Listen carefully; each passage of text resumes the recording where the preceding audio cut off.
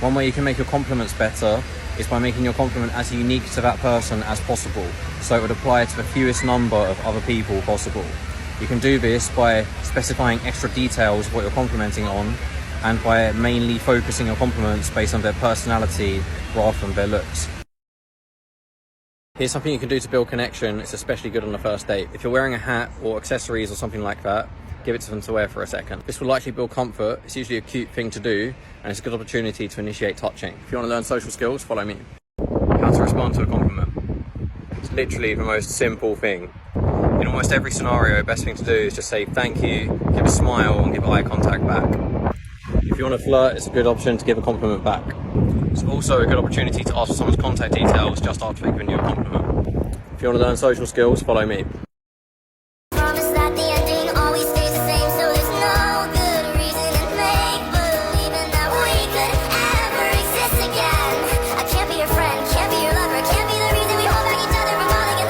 This might sound weird, but just because someone's attracted to you doesn't necessarily mean they're going to say yes if you ask them out, or they're going to make a move on you.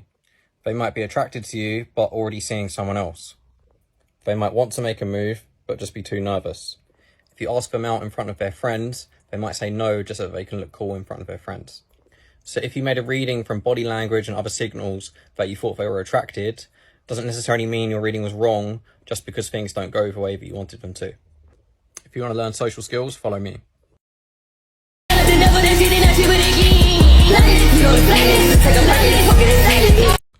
Here's how to make teasing or banter more playful and less insulting. Teasing and banter by default is almost always part joke and part insult, but we want it to come across more as playful rather than insulting if we're trying to build connection and not argue or something like that. So the first thing you can do is make fun of an attribute of someone or something that is positive or neutral rather than negative. So if I make fun of someone for being really clever, that's positive. If I make fun of someone for wearing a blue shirt like me, then that's neutral. If I make fun of someone for being short, then it's more likely to hurt their feelings. Second thing you can do is you can counterbalance. So if you think of something that's a bit harsh but quite funny, you can immediately add a compliment after, or show how you have something in common with them after, or just make it clear that you were joking, touch them on the arm, something like that to reassure them. Here's a simple way you can make a quick wordplay joke.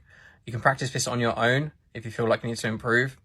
And also it can take someone who can't make any jokes at all, and you'll start to be able to make jokes of it if you practice. Step one is that we have the word that we're going to try to make a wordplay joke out of. So I'm going to pick leaf, like leaf from a tree. Then we find a word that sounds similar. So I'm going to pick leave, like someone is leaving, etc. Then, that's step one. Then we need to either be in a situation where both of those things exist at the same time, or use conversation to create an imaginary situation where both of those things exist at the same time, or if it's a past situation, whatever. Then, once we've found that, step three is that we use one word in place of the other word. So say we're in a park which has tons of leaves on the floor, and someone in your group is leaving, I might say, it's a shame you have to leave now. And then additionally, I could hand them a leaf just to make it more clear what the joke is. Here's even more signs leading on from earlier videos that someone might be attracted to you. 1, they give you a nickname, especially if the nickname either is a compliment towards you or if it's teasing you. 2, they give you a big smile when they see you, and they smile more than when they notice other people. 3, they initiate touching, possibly without even realizing they're doing it. So maybe they touch you on the arm as they're talking, or maybe they're sitting near you and your legs are touching. Remember, whenever you're looking for clues to make a conclusion when you're reading someone, look for a few pieces of evidence before you start making conclusions. I've made a bunch of other videos on this topic if you want to check them out, and if you want to learn social skills, make sure to follow me.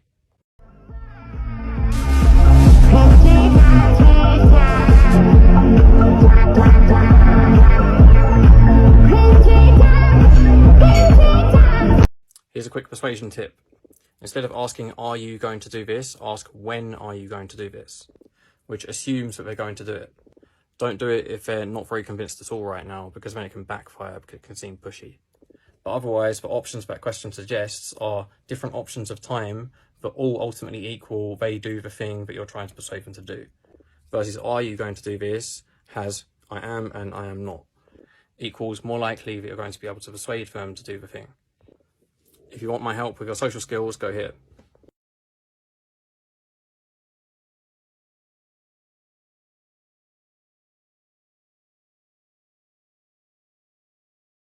If you're having a disagreement or an argument with someone and what they're saying seems to be completely irrational to you, do this.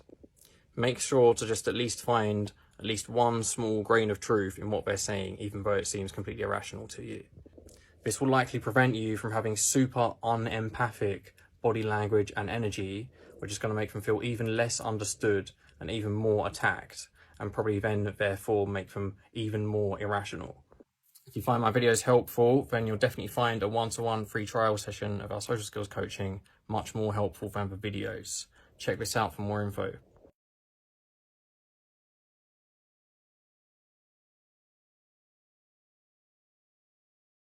Here's a great tip to prevent relationships or friendships becoming toxic or ending. Lean very heavily towards forgiving and forgetting and not bringing past bad stuff up again versus the other way. Obviously, we wouldn't take this to a 100% extreme because otherwise you can end up bottling up your emotions too much and it can have bad consequences. But the other extreme is that you go mental straight away if they do something bad and you keep bringing it up forever.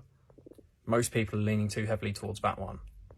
In a lot of instances, leaning more towards the side of forgive, forget, and don't bring up again can stop a relationship or friendship breaking down. If you find my videos helpful, you'll definitely find a free trial session of our one-to-one social skills coaching way more helpful than the videos. Go here for more info.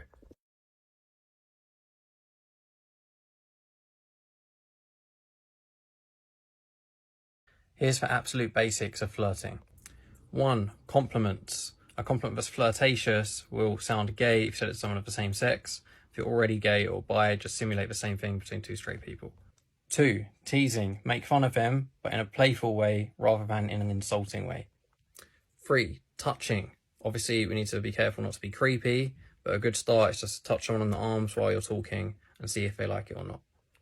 4. Body language. I've got a lot of videos on body language. Lots of them go through flirting gestures and attraction gestures. Take a look at those and do them to the person you're flirting with. If you're not sure if something's a good idea or not, in the vast majority of situations, I'd recommend just do it because you're going to end up learning more that way from your mistakes. If you're too shy or nervous, I'd highly recommend trying to push through it as you'll make loads of progress for yourself. But if not, just pick something that's a bit of a smaller step along the way. If you want to see my very best social skills tips, go here. See my best social skills tips here.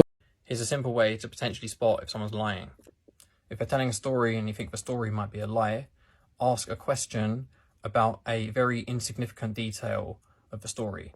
For example, if a story that you think is made up is about people having a fight outside, you could ask what kind of clothes they're wearing or what the weather was like at the time. Someone who's referencing a memory tends to complete that process way faster than someone who's making up something new. So if they seem to be taking an unusually long time to remember that detail, or especially if they're showing signs of panicking, there's some evidence there that they're not being completely truthful.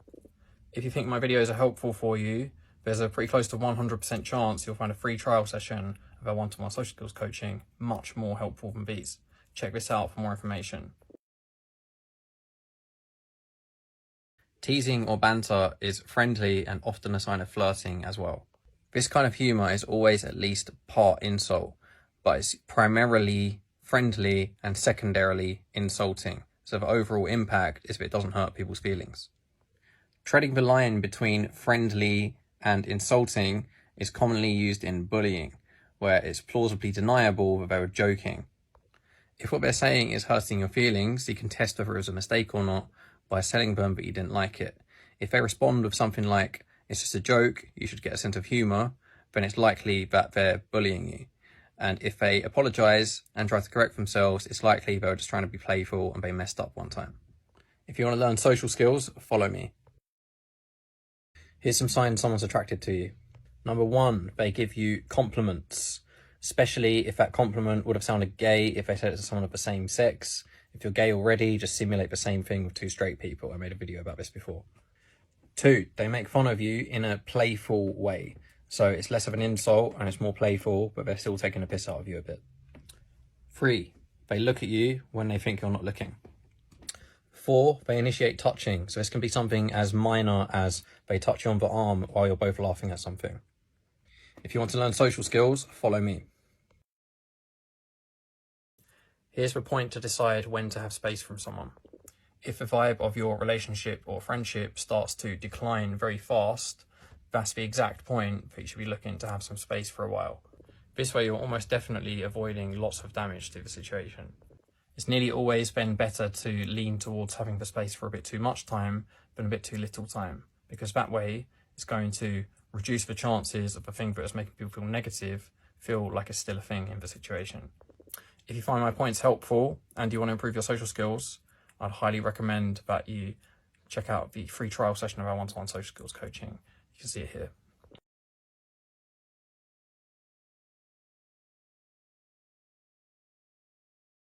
How to know if someone's attracted to you.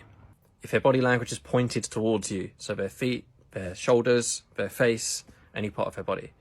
Especially if they're talking to someone else, but their body is still pointed towards you in some way. If they try to find out details that might tell them if you're single, or if they try to find out details that might point to you having attractive characteristics. Number 3, if they try to create situations where they're speaking to you on your own. Check my profile to find out my top social skills tips.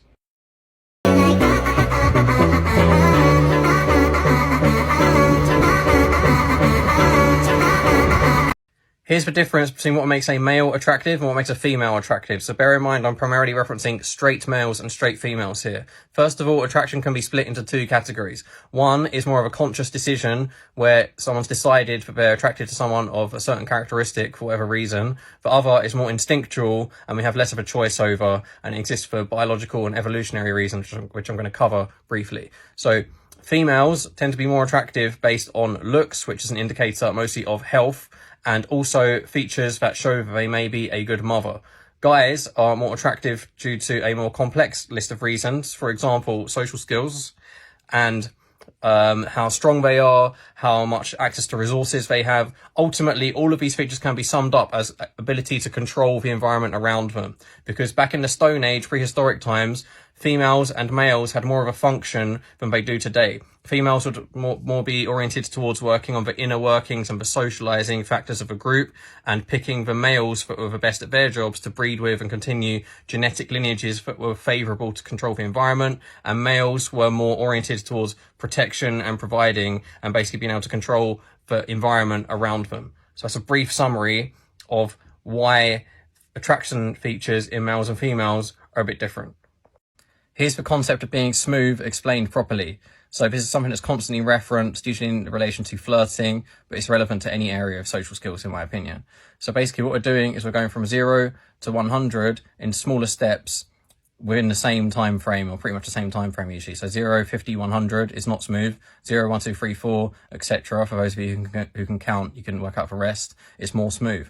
So if we have 2 people on a date, no touching happens, and then towards the end of the date, one person goes for a famous lunge towards the other person to kiss them. That's not smooth and it's likely to encounter resistance. Instead of that, we can first touch on the arm as we're making a joke, then maybe move beside them to show something on our phone, etc., etc. Another example, non-flirtatious example, if I went outside and I saw someone on the street and I went up to them and said, "Hey, my name is Ryan, nice to meet you," and I put my hand out for them to shake, then they're likely to be like, "Whoa, who are you?" If instead of that I stood nearby, made some eye contact, started a conversation, then tried to shake their hand, that's more smooth. Here's the safest kind of touch that you can do. So I've never seen this get a harsh rejection and someone say, "Why are you touching me? Go away," or something like that. Even when it's done to a complete stranger as the first kind of communication. However, of course, as of everything in social skills, if we did it a million times in a million different situations, at some point, someone's going to be bothered by it. But basically, what I'm talking about is you touch with the outside of your hand to their arm.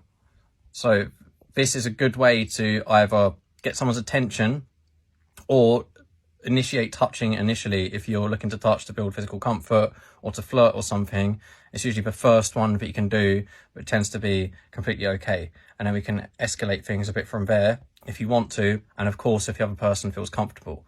Check out a recent video I made on the different stages of touching for more info. Here's the different stages of touching and how to progress through them. This is mostly useful for if you're flirting and you want to become physically intimate, i.e. have sex, something along those lines, but it's also useful in platonic situations too. So there's 2 variables to look at. One is what parts of our body are touching. So we want to split our body into 2 areas. One, limbs, so arms, legs. 2 is the middle of your body, is your body and your head. So stage 1 is that your limbs are touching their limbs. Stage 2 is that your limbs are touching their body, or vice versa. Stage 3 is that your bodies are touching, so i.e. you're hugging, etc. Stage 4 is the kiss. I made an earlier video about how to go for the kiss if you want to. The other variable we need to look at is the kind of statement that your touching is making. So if you're hand holding, then that's more intense than if you hug to say hello. So you have to look at those two things in combination, progressing the smallest steps possible, because that's how you become smooth. And then obviously if they show clear signs of discomfort, or they express they don't like it, then back off. So that's how to navigate touching when you're flirting especially. Here's how to make a good flirtatious compliment. So first of all, a test to see if your compliment is flirtatious or platonic. This is one of my favourite pieces of advice to give. So if we take a straight example, so a straight male and a straight female having a conversation, and they said a compliment, would that compliment sound gay if they said it to someone of the same sex? If so, then it's past the barrier between platonic and flirtatious. Obviously, there's going to be grey areas in some instances. If you're gay, then you can just imagine the scenario as a test. Second way you can make a good flirtatious compliment is you want it to be as unique to that person as possible. If we inserted it into a spreadsheet that contained everyone on Earth, it should apply to the fewest people possible. One way that you can do this more is if you compliment something based on their personality rather than their looks. I think most compliments should be about a personality, but if you're flirting, one about looks early on is also really important to show you're attracted physically. Here's how to know when to kiss. So the vast majority of the time, you're going to first want to be at a point where you've built comfort, you've built attraction, and you're both sort of near each other. So all you do is you wait for them to look at your lips. So their eyes will go down a bit, look at your lips, and then it's time to kiss. I've never ever had this not work, and I've never ever had someone I told it to come back and say it didn't work. Obviously there might be some example one day where someone had something on their lips or something like that. Here's some ways where you can set up a situation where that's more likely to happen. So what you're looking for is close proximity, so you're near each other. You've got silence, and your faces are facing each other. So if you have that, it's very likely you're going to have sexual tension, and then it's very likely that they're going to look at your lips, then you can kiss them. You can also look at the other person's lips to try and make them think about that as well, which works sometimes. The 3 elements of flirting. 1, we have the nice side. 2, we have the challenging side. So those sides are kind of opposites. The nice side is one that gives compliments, is nice to the other person, perhaps get some gifts, stuff like that. The challenging side is one that's teasing, maybe a bit harder to contact for a while, etc. Too much of either one of those taken to the extreme is bad, because too much of the nice side, you can start to become unsexy. Too much of a challenging side, you can start just being a dick to people and they won't like you because you're being a dick to them. The third element is touching, which obviously, if you're going to get physically intimate, is essential. So I could go through this for hours, but the main tip I can give for touching is you want to progress things in small stages. So you might start just by touching their arm while you're making a joke, then later progress to a hug, etc. Obviously, if you lunge in for the kiss straight away, most people are going to slap you. If you're not sure if someone's attracted to you or not, I'd highly recommend in nearly every situation that you just assume that they are and act as if they are. This will be good for your emotions. As I always say, managing your emotions, in my opinion, is the most important thing in social skills, and it will increase your confidence, which will make you more attractive. Additionally, they might not be sure whether they're attracted to you or not. So by acting as if they are, the confidence and the energy you put into that will often sway someone who's on the fence towards being more attracted to you. If you want to learn social skills, follow me. And if you want to see my best tips, go here.